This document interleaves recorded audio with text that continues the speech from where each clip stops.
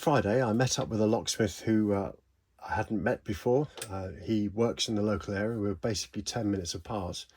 And I think it's really good that we've been able to get together. And I think together we're going to be much stronger in the local area, sharing jobs and preventing the Nationals and the 49ers from actually getting in on our patch, so to speak. Collective, I think, is the way to go forward with locksmiths, and not sort of work independently. And that way, I think things are going to be a lot easier for us to coexist within the same area. And also providing cover, for example, when you're on holiday or when there's some reason that you can't attend a job. Anyway, I've been communicating with this locksmith for a while, and one of the things that we discussed was a job that he had last week, which involved a mortise lock on a door. And he sent me a sort of a zoomed in picture of a lock, and I could see from the picture the keyway had a sort of a chamfered or beveled curtain. It looked about 5.5 gauge, and for all intents and purposes it looked like the hard plate had an open bottom, and it was this sort of matte black colour.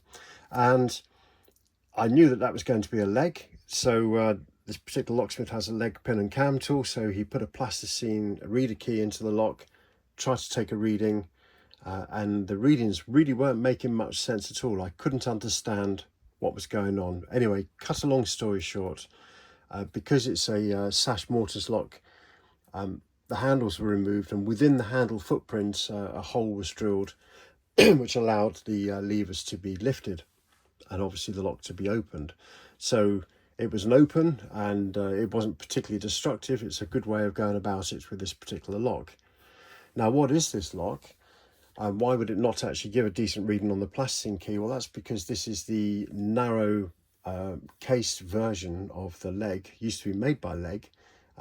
It's now made by a company called TWH, and this particular model I think is a 5511.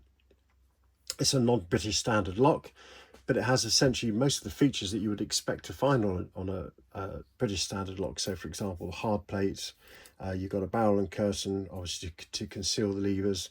The levers have anti-pick. These levers are the same as the ASEC 5 lever and the Legge that's sold now, in their configuration, but not in their shape, because this is because of the narrow case, which is ideal for wooden doors, for example French doors.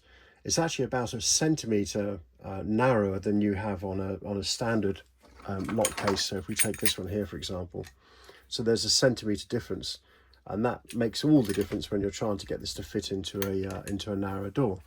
Now, the levers, this is a TWH Legge lever that comes from this lock, and as you can see, it's quite tall, it's quite narrow in the centre there, and if you compare it to the British standard lever, there's obviously quite a lot of difference there.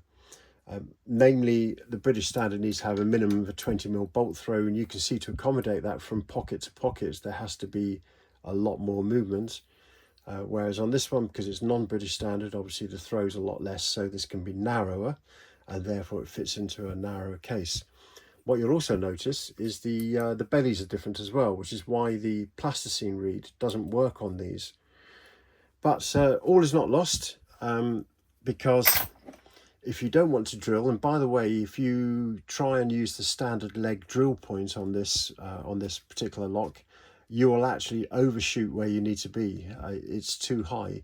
So use your Locksley app or your identification to work out where the correct drill point is, which is actually lower and about 3mm towards the bolt. So yeah, be careful if you're going to drill it, because otherwise you'll just be presented with a lever pack. So what I've got is the pin and cam tool. I've loaded it all with 2 heights. Now, when there isn't a pin in there, then that's a 1 height lever. But obviously, being pin and cam, we need to have a pin in there to be able to lift and test the levers.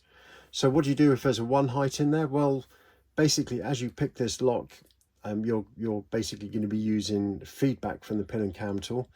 And if it's a 1 height lever, you will be lifting it all the way up to the top, and it won't drop into a gate, and it won't drop into anti-pick. So you can tell but it takes quite a while for you to lift it all the way up for you to actually realize what you've got. But I've got all 2s in there, so I'm going to pop that in.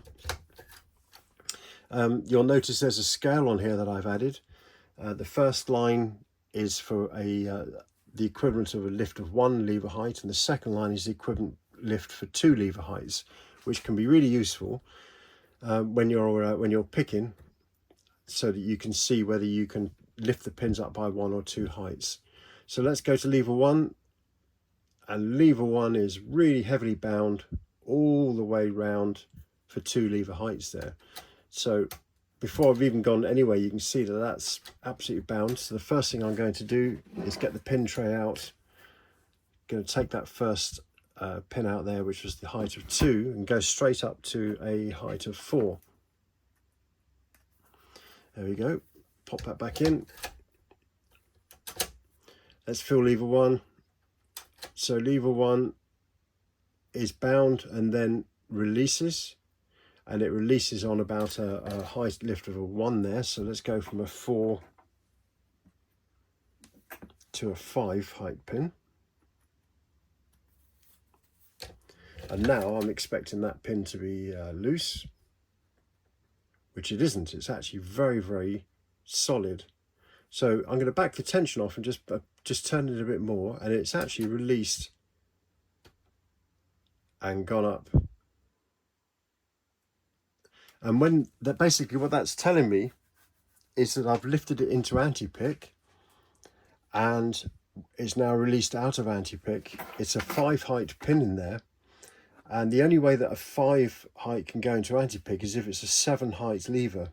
So what we'll do is we'll take that pin out, and we'll use the logic and our knowledge of these levers to put a 7 in there. And now I won't need to pick that at all now, so we can totally ignore pin 1. We don't even need to test it. In theory, that should now be at the correct height. Let's go to pin 2.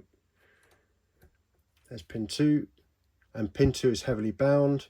Back the tension off a bit. Let's lift it up, see what happens. Really heavily bound, and there's a clunk.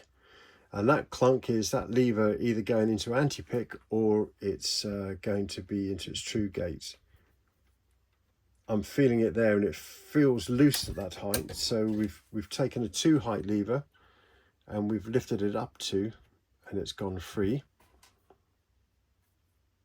Let's take that 2 height out, and I'm going to replace it with a 4 height pin.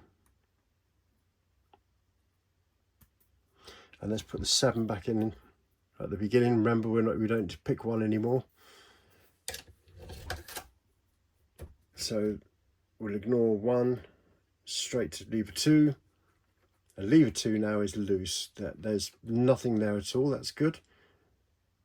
Lever 3 is absolutely loose. Lever 4. Now I'm trying to push the pin and cam, the cam part underneath that pin, and it's actually blocking the tip.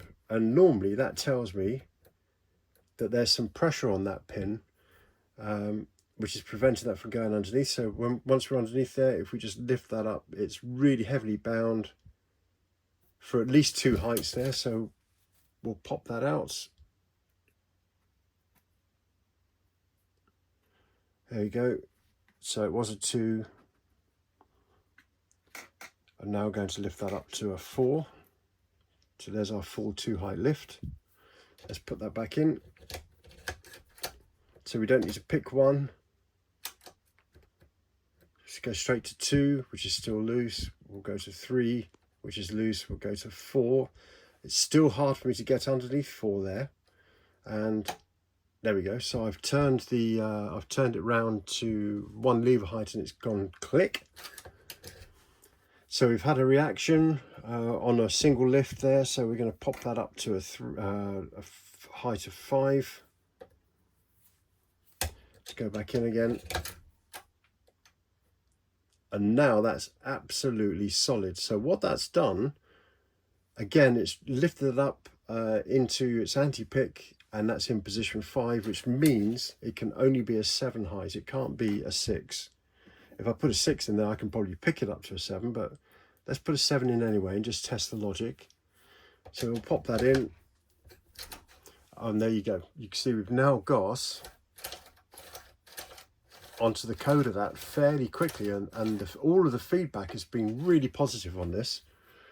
So if we take a look at this, let's put a 4 height pin there, and we'll put another 7 height pin there, and that is the key that we would need to cut if we wanted to have this operate from both sides of the lock. So let's put that in through the other side and just check that's going to work. And there you go, you can see we've now got a key, a 7 cut key that works from both sides of the lock, and we've managed to pin and cam that all the way up.